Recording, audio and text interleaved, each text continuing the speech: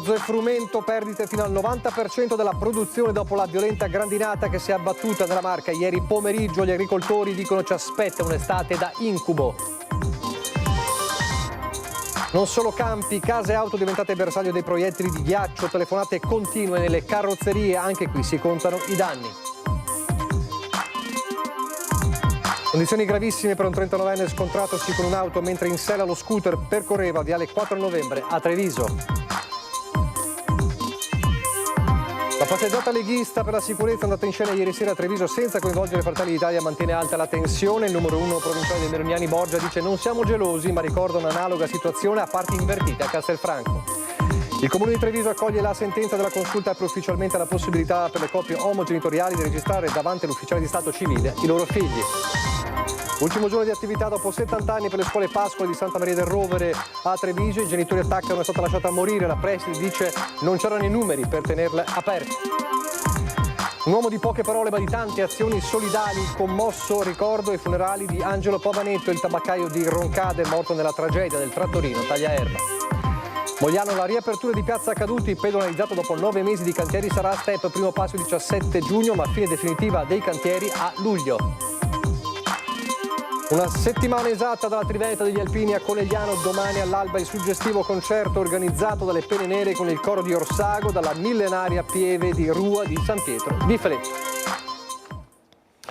Telespettatori di Antena 3, buonasera e ben ritrovati. Il telegiornale di Treviso. Dunque torniamo ad aprire con la grandinata e il maltempo che si è abbattuto ieri pomeriggio su diverse zone della Marca trevigiana, dal Tivole a Riese Pio X, al Monte Bellunese, a Volpago, un'ampia fetta della Marca trevigiana, e c'è la preoccupazione in primis degli agricoltori e dei produttori per le pesantissime conseguenze sui raccolti.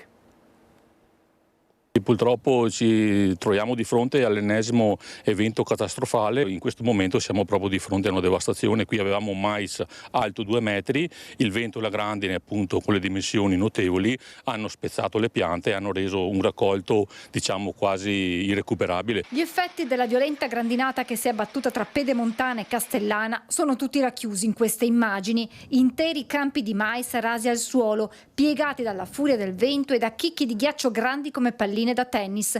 Pochi minuti sono bastati a dimezzare i raccolti. Solo nei prossimi giorni si potrà fare una stima effettiva dei danni, capire se alcune piante potranno tornare a rifiorire o se sarà necessario riseminare. Dal Bassanese, dal Tivole, Arcade, la zona sud di Montebelluna, circa 250 ettari coltivati pesantemente danneggiati. Mais, ma non solo. Tra una settimana cominciava la trebbiatura dell'orzo e del frumento. Lì abbiamo in questa zona appunto una perdita del 90% del raccolto perché il grano era maturo.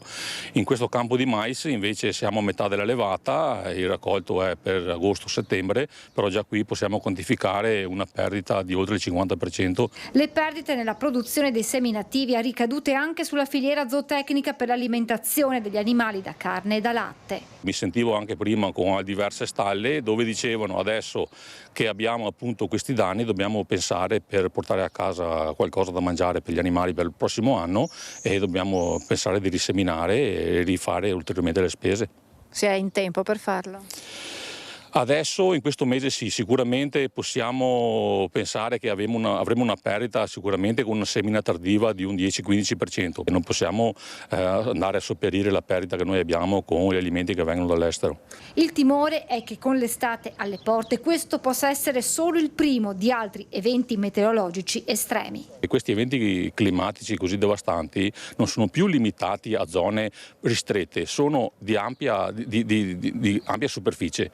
Quindi il problema di andare a reperire i prodotti diventa proprio che quando avvengono dobbiamo poi rifornirci all'estero, perché noi dobbiamo mettere in conto che adesso siamo solo i primi di giugno, abbiamo altri 2 mesi in cui si possono susseguire altri eventi del genere e potremo trovarci che effettivamente la provincia di Treviso potrebbe essere bersagliata nuovamente.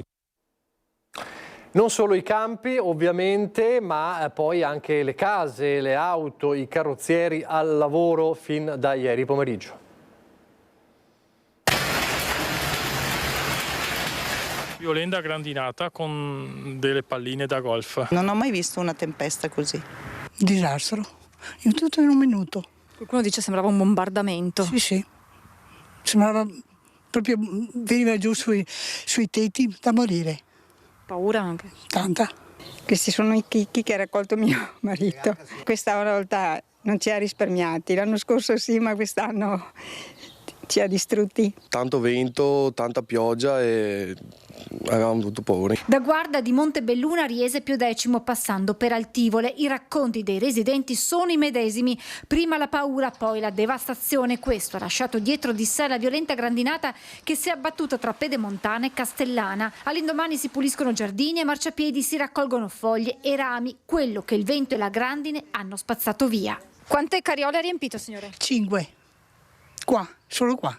Pesanti danni alle auto, chi non ha trovato riparo nei sottopassi o sotto le tettoie oggi fa i conti con le conseguenze di chicchi di ghiaccio grandi come palline da tennis. Ho lo specchietto, poi ho anche il pezzo sopra del vetro e è tutto appugnato. Diversi danni. Non ho ancora fatto la stima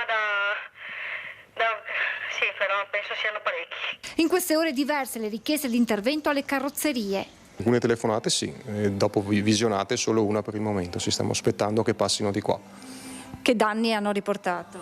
Oddio, parabrezza, qualche faro, sì, poi la marcatura al tetto, sì, la carrozzeria. Altrettanto devastanti gli effetti provocati dalla grandine in abitazioni, giardini e orti. Ecco i segni lasciati in questo tavolino di plastica per bambini. Sedie, lampadini, pannelli fotovoltaici distrutti. È una cosa abbastanza paurosa, ecco, perché anche all'interno della casa si sentiva proprio dei tonfi molto pesanti. Tapparelle bucate, muro, vede anche lei, scheggiato così, tante.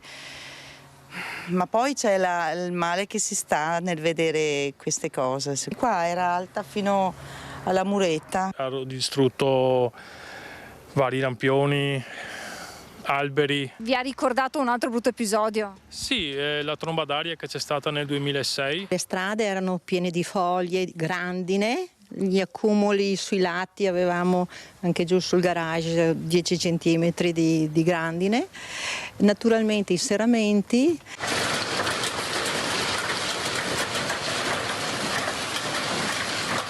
L'orto è distrutto. Io poi l'orto lo faccio nel tempo che posso avere libero e trovarsi così è brutto. Soprattutto le colture, le piante, il giardino, quelle cose là e basta. Dopo non so, adesso devo andare sopra il tetto e vedere se c'è qualche altro danno. Forse là è la parte peggio, che ci sono fotovoltaico che non funziona più. Ogni anno o da una parte o dall'altra arrivano queste calamità. E da ieri, l'abbiamo raccontato nel servizio proprio ieri, c'è una famiglia in apprensione a Spresiano dove un grosso platano a causa del maltempo si è schiantato nel giardino della loro casa. Ora temono per quello che hanno proprio di fronte all'abitazione. Dicono se cade anche questo, stavolta ci devasta tutto. Non sono alberi sani, sono questi platani qua, secondo me sono tutti con... anche quello si vede internamente è marcio. Ah sì? Io penso che siano tutti in pericolo, infatti ho chiesto al comune di poter tagliare anche questo qua prospicente perché questo cade proprio sopra la casa se dovesse succedere un evento come quello di ieri. È preoccupata la famiglia Teso dopo quello che è successo giovedì pomeriggio. Certo, il temporale era di forte intensità, ma non aiuta di certo la situazione dei platani lungo la Pontebana. Siamo a nord di Spresiano, a qualche decina di metri dal cimitero, e i segni dello schianto dell'albero di oltre 40 anni sono più che evidenti, nonostante il pronto intervento che ha fatto a pezzi non solo oltre 10 metri di tronco e rami, ma anche un prugno di pari età aperto in due dalla caduta e questa siepe schiacciata dal platano. Tutto durante una mezz'ora di forte pioggia e vento. Ieri eravamo in casa, abbiamo chiuso tutto perché abbiamo visto questa bufera d'acqua improvvisa, però quando ha smesso l'abbiamo riaperto, abbiamo trovato nel giardino il platano caduto. Ora l'apprensione è per quest'altro platano, con alla base un buco evidente. Si vede proprio un foro dentro la pianta, quindi probabilmente è malato anche questo. E spero che prima che venga giù lo taglino. Dalla pagina del maltempo alla cronache, ai drammi sulle strade, sono gravissime le condizioni di un 39enne di Treviso che ieri pomeriggio è rimasto coinvolto in un incidente in viale 4 novembre. L'uomo era in sella a uno scooter quando per cause ancora da accertare è stato urtato da una vettura che proveniva dalla stessa direzione che stava svoltando. Il 39enne, sbalzato violentemente sull'asfalto, ha riportato gravi ferite ed è stato trasportato all'ospedale di Treviso in codice rosso, versa in gravissime condizioni. Sul posto per i rilievi la polizia locale di Treviso. E poi le ricerche in corso di una 17enne che si è allontanata dall'ospedale di Conegliano e ha fatto perdere le sue tracce. Si tratta di Ayar Lakal, 17 anni. La denuncia è stata presentata dalla famiglia della minore alla stazione dei Carabinieri di Susegana, dove abita.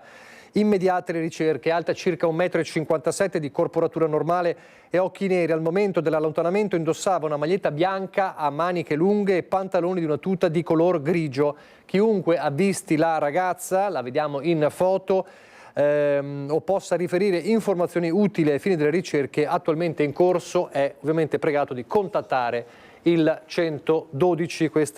Le immagini di Ayar Lakal, 17 anni, le ricerche sono in corso.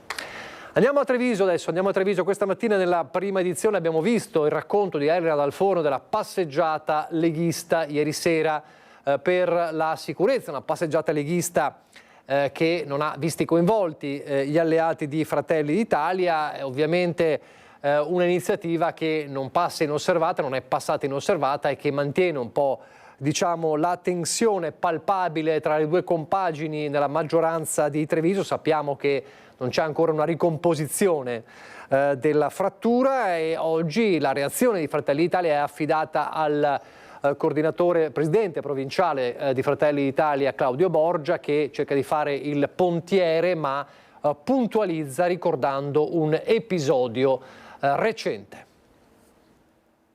Nessuna arrabbiatura, nessuna gelosia.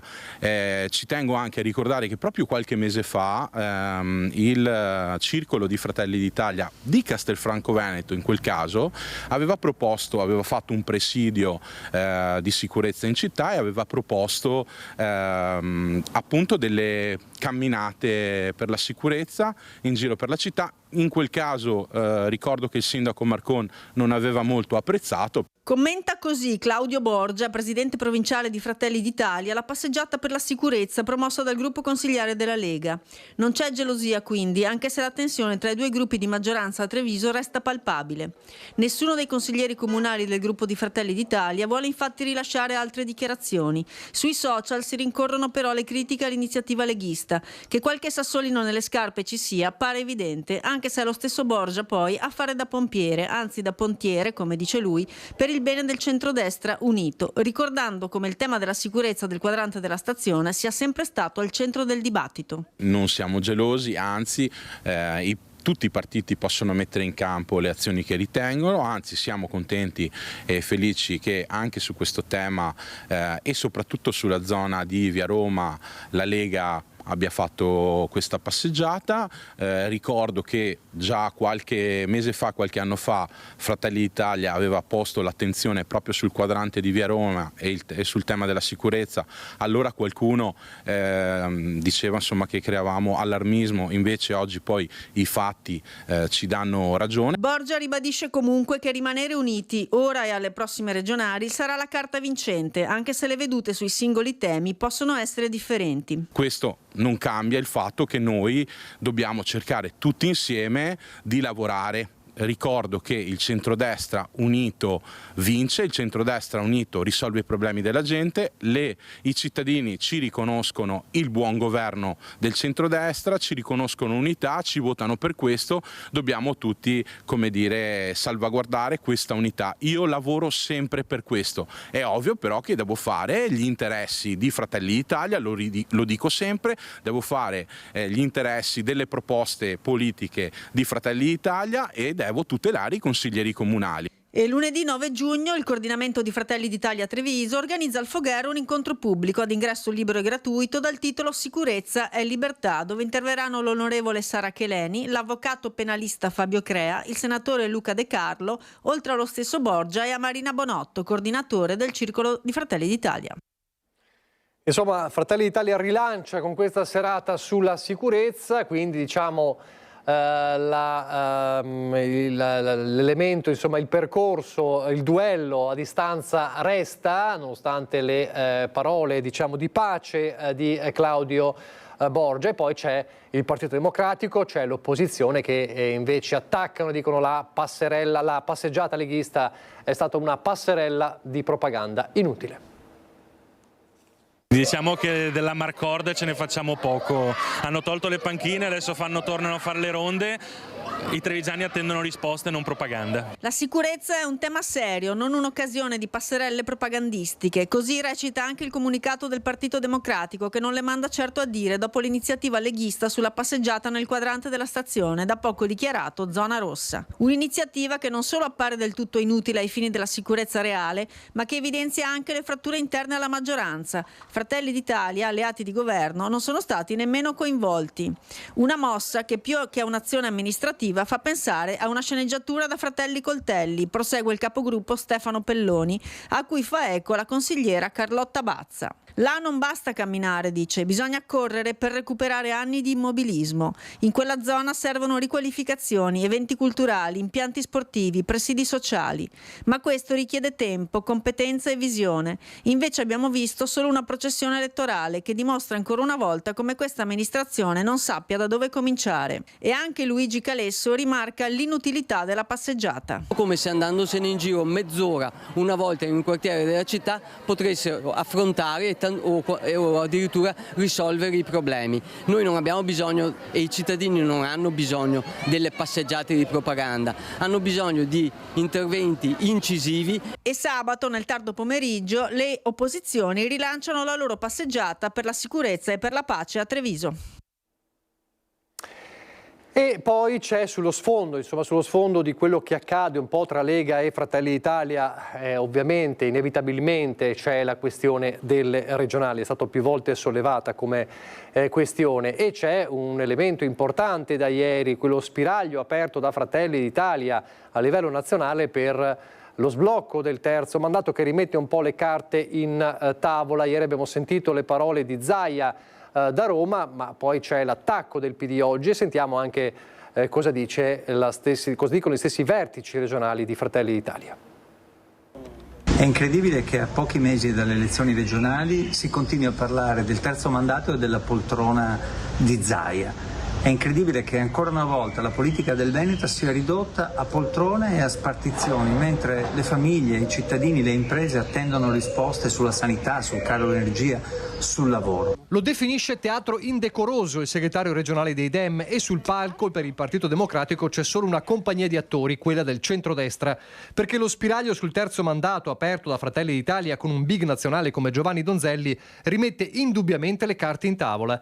E mentre Matteo Salvini si affretta a dire che una modifica della norma blocca mandati è possibile entro l'autunno, ma bisogna fare presto, il centro-sinistra si rivolta contro un'ipotesi che aveva, come tutti, evidentemente accantonato dopo il pronunciamento della consulta. Zaia continua a rimanere malinconicamente aggrappato alla sua poltrona, ma di mandati ne ha già fatti 3, anche se la legge ne prevede 2, come ha detto recentemente la Corte Costituzionale, e oggi vorrebbe fare il 4. È davvero incredibile. È giusto invece che al più presto si fissi la data delle elezioni e che la parola venga restituita ai cittadini del Veneto. Sullo sfondo c'è un risico politico non da poco. C'è chi legge nell'apertura dei meloniali la necessità di accontentare la Lega in Veneto, Friuli Venezia Giulia e provincia di Trento in cambio della Lombardia.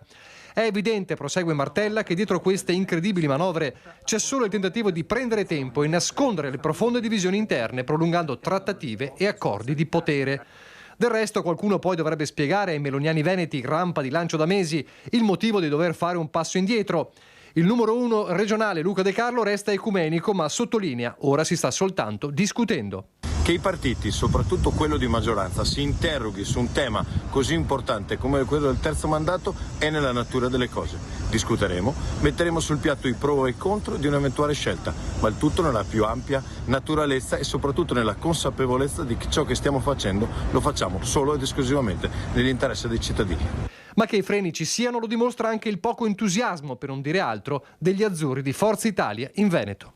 Io ritengo che un limite ai mandati sia stato fatto nei tempi, insomma, un po' di anni fa, nessuno mai l'ha messo in discussione, anzi lo stesso Presidente Zaia in più di qualche occasione nel passato ha detto che il limite dei mandati era giusto e doveroso, e quando il contesto ritorna per una discussione quasi personalistica, la gente non lo capisce. I problemi sono tantissimi. Io credo che continuare su questo dibattito sia anche nauseante.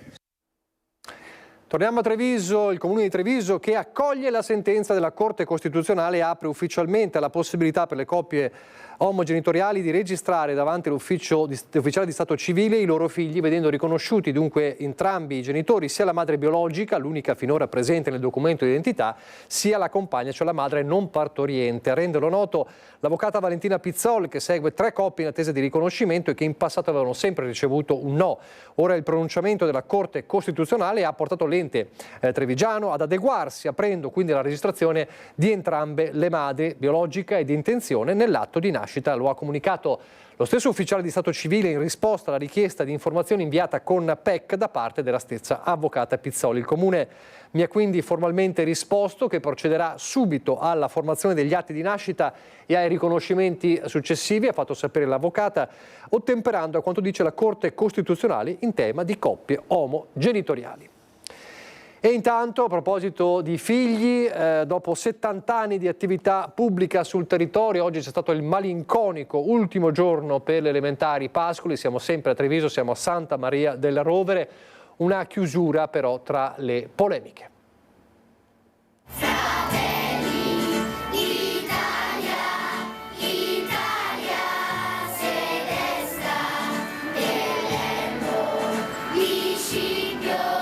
Chiude tra le polemiche, dopo 70 anni di attività sul territorio, la scuola Giovanni Pascoli, nel quartiere di Santa Maria del Rovere. Un momento storico suggellato anche dalla Maina Bandiera da parte degli alpini, con il commovente coro dei bambini che ha intonato l'inno nazionale. Un finale amaro per la scuola che dal prossimo anno sarà occupata dal Fleming, un istituto privato, e certamente mal digerito da genitori e dirigenti. Sintomatiche però le dichiarazioni conclusive. Mentre da una parte si accusa di non aver fatto abbastanza per tenere aperta la scuola offrendo il tempo pieno, dall'altra parte si denuncia la carenza di iscritti proprio a questa opportunità. Le considerazioni mie, ma comunque di tutti i genitori della scuola, è che questa scuola sia stata lasciata morire negli anni, perché il calo demografico che viene pubblicizzato c'entra, ma fino a un certo punto, perché bambini qui nell'area ce ne sono. Solo quest'anno dalla scuola dell'infanzia qui accanto ne escono 30. Il problema è che negli anni sono stati, lasciati andare perché non si è voluto cambiare l'organizzazione scolastica per andare incontro alle richieste delle famiglie della zona.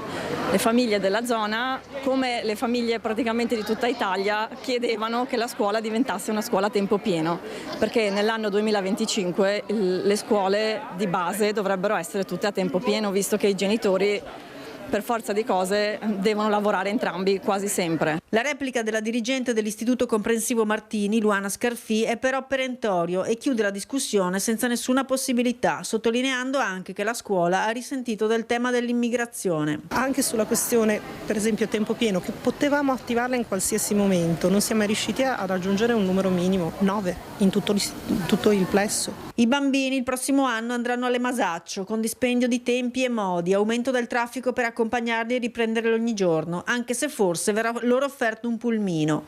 Ma ora sulle Pascoli cali inevitabilmente il silenzio.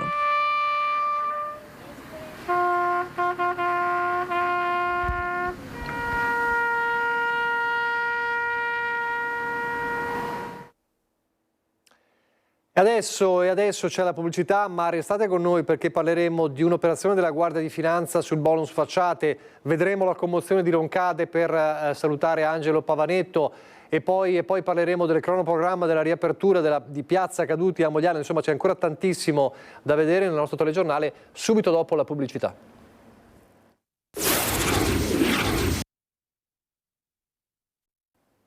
Di nuovo in diretta con il telegiornale di Treviso, ripartiamo dalla cronaca. Bonus facciate, 4 imprenditori denunciati per una frode da oltre 2 milioni, l'operazione della Guardia di Finanza di Treviso.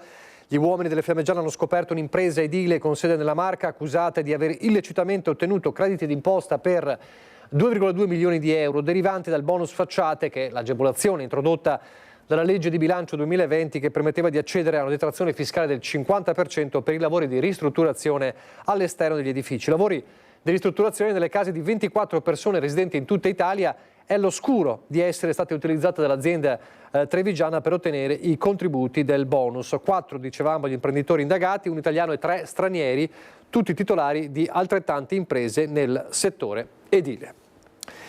A Roncade questa mattina l'abbiamo visto anche nel corso della prima edizione con il collegamento di Lucio Zanato, c'era tutto il paese ai funerali di Angelo Pavanetto, il tabaccaio morto il 1° giugno sotto il trattorino che stava utilizzando.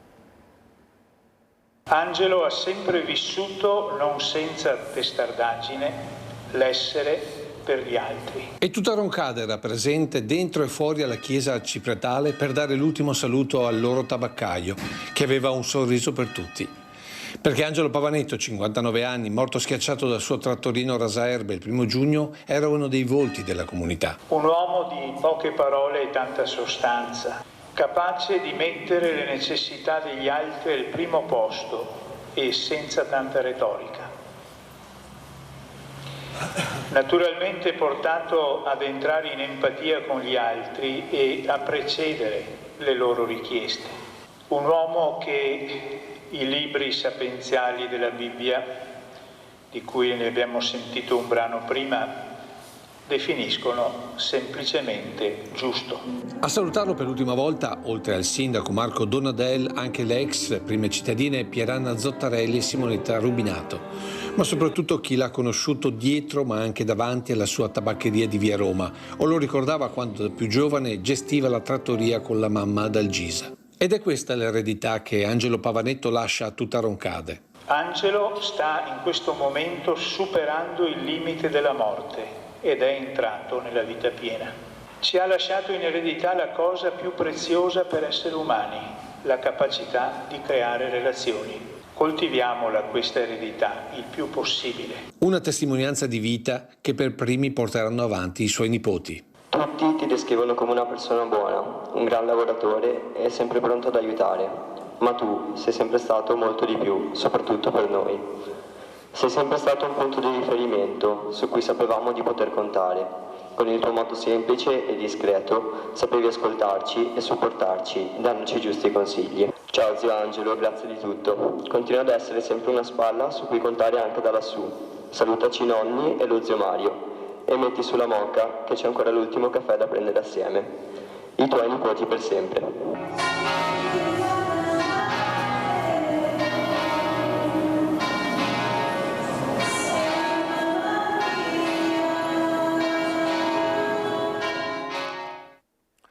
Torniamo a Treviso, dove i tecnici della prevenzione dell'ULSS 2, Spisal, Svet e SISP questa mattina si sono ritrovati davanti alla prefettura per protestare contro la nuova turnazione che l'azienda sanitaria sta programmando. Ha aperto lo stato di agitazione con la richiesta di un passo indietro dell'ULSS 2. Il pericolo, spiegano, è che il settore già in carenza di organico possa trovarsi con meno forze ancora.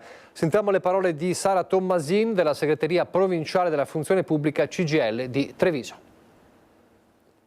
Quello che noi contestiamo è il fatto che è stato predisposto un regolamento di rotazione della figura del tecnico della prevenzione che però manca del pezzo fondamentale. In nome dell'anticorruzione non si prevede la rotazione anche di tutte le figure di dirigenti e di funzionari come previsto dalla normativa vigente, per cui un regolamento che parte dalla coda invece che dalla testa. Oltre a questa motivazione non è chiaro un po' il meccanismo, quali saranno i vantaggi di questa rotazione, in quanto significa che ogni 2 anni circa il 10% dei tecnici viene a ruotare, in special modo quelli più anziani, creando un meccanismo per cui quelli più formati, i più esperti, dovrebbero ruotare in altri settori. Ricordiamo che i servizi coinvolti in questa rotazione sono Spisal, Svet, SIAN e SISP, tutti i servizi di vigilanza e ispezione. Parliamo di circa una 70ina di tecnici, di cui negli ultimi anni, tra alcuni pensionamenti e un spiccato turnover, il rischio è che anche impegnare ulteriormente risorse per una continua rotazione e quindi ulteriori formazioni va un po' a inficiare il funzionamento di questi servizi.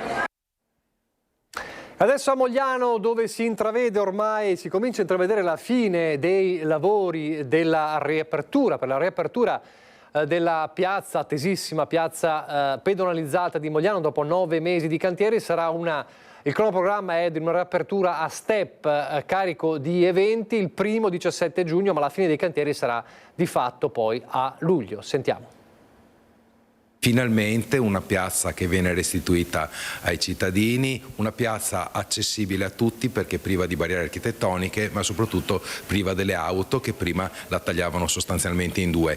Dopo 9 mesi riapre il 17 giugno Piazza dei Caduti, una liberazione dai cantieri che si svolgerà per step partendo dalla piazza centrale lasciando ultimare i lavori ai margini. La fine definitiva in cui ci sarà anche un taglio del nastro previsto tra la metà e la fine di luglio. Via intanto alle prime transenne che lasciano immaginare come si presenterà la piazza dopo mesi e mesi di lavori. L'amministrazione ha organizzato diversi eventi per valorizzare quanto svolto e rieducare i cittadini all'utilizzo dello spazio. Mesi di vuoto e di ritardi in cui non sono mancate le polemiche dei commercianti e di cittadini.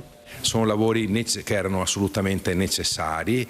Il primo lavoro importante è stato il rifacimento di tutti i sottoservizi, e quindi acquedotto, gas, fognatura. Questo ha portato via, ahimè, del tempo, perché sono stati dei lavori eseguiti non solo dalla ditta appaltatrice ma dalle varie ditte che gestiscono i sottoservizi, ma soprattutto è stata messa in sicurezza dal punto di vista idraulico la piazza, che prima non lo era. Finanziati completamente dal PNRR, parliamo di circa 2.600.000 euro. Si attende dunque un'estate di eventi per tutte le fasce d'età in occasione della riapertura. Dall'enogastronomia alla cultura, al teatro, alla musica, alla danza, che si concentreranno nei mesi di giugno e luglio, e poi anche una ripresa di eventi a settembre.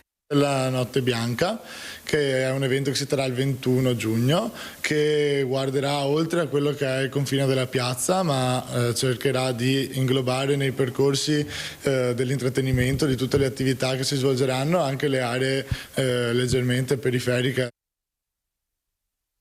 Quindi un'estate di eventi proprio per ridare ossigeno alla piazza pedonalizzata e certamente anche per ridare ossigeno ai commercianti che in questi mesi molti si sono lamentati del crollo dei guadagni. Per molti si parla del 40% del fatturato dei clienti. Come sappiamo c'è previsto un ristoro di 100.000 euro da parte del Comune, i commercianti sono in attesa e poi c'è l'opposizione invece che attacca.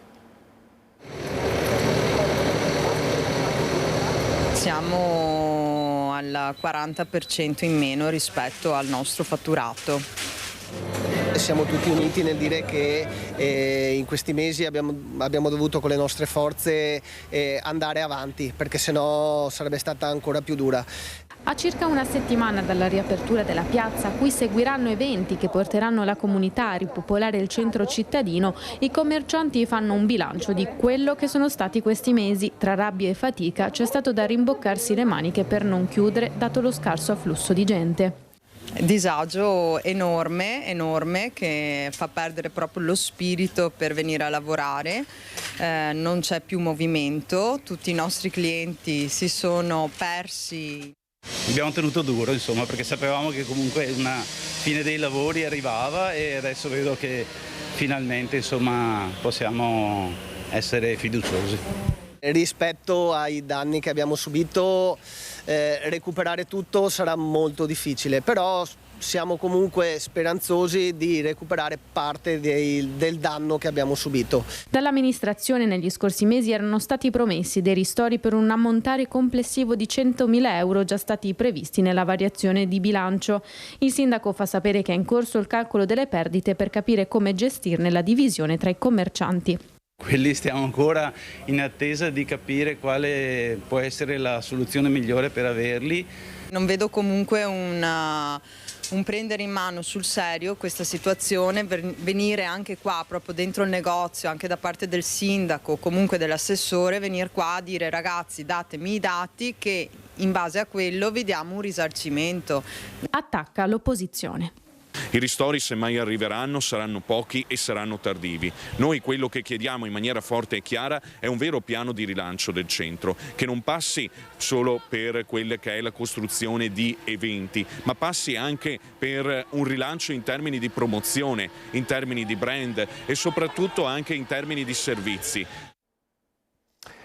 Fra una settimana esatta saremo nel clou, inizierà il weekend del raduno Triveneto, della Triveneta di Conegliano. Ovviamente parliamo degli alpini, anche se, ma poi ve lo spiegheremo meglio domani. Per tutta la settimana Antena 3 vi racconterà la settimana i giorni di avvicinamento alla Triveneta di Conegliano. Ogni giorno collegamenti sia la mattina che nei telegiornali con gli alpini, ma esattamente fra una settimana ci sarà l'inizio del 3 giorni degli alpini. E allora in avvicinamento ormai al grande evento, la grande kermesse, c'è un appuntamento domani unico nel suo genere all'alba alla Pieve Millenarie di San Pietro di Feletto.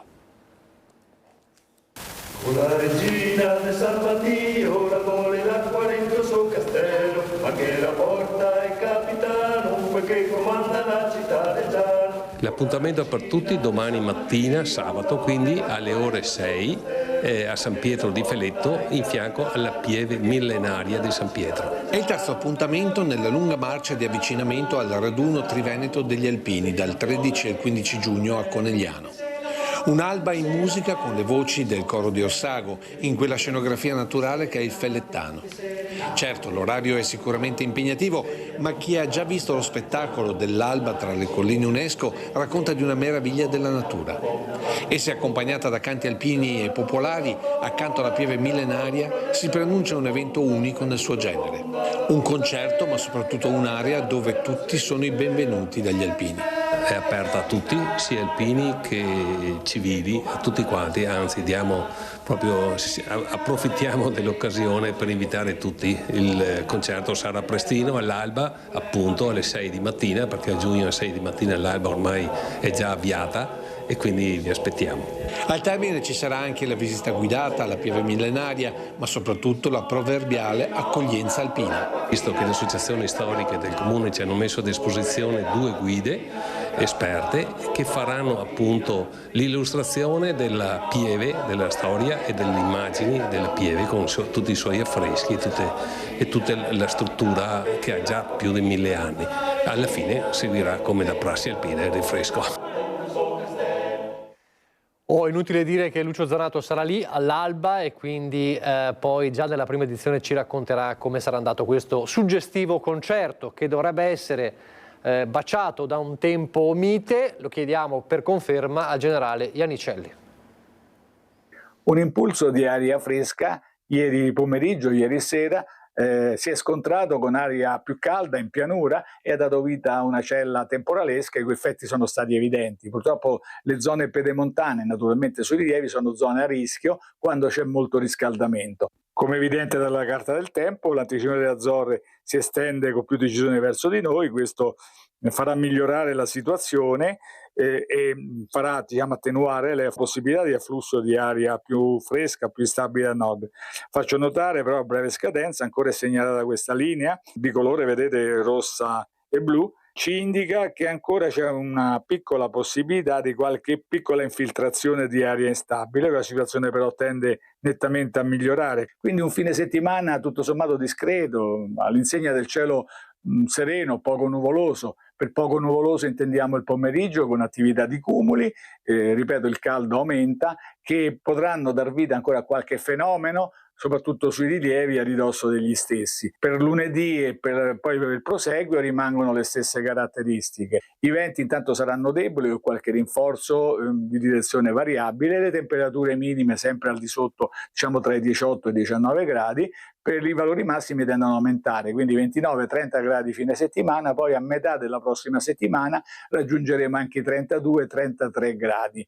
E per quanto riguarda l'Alto Adriatico questo lo prevediamo poco mosso. E noi andiamo nel Bellunese.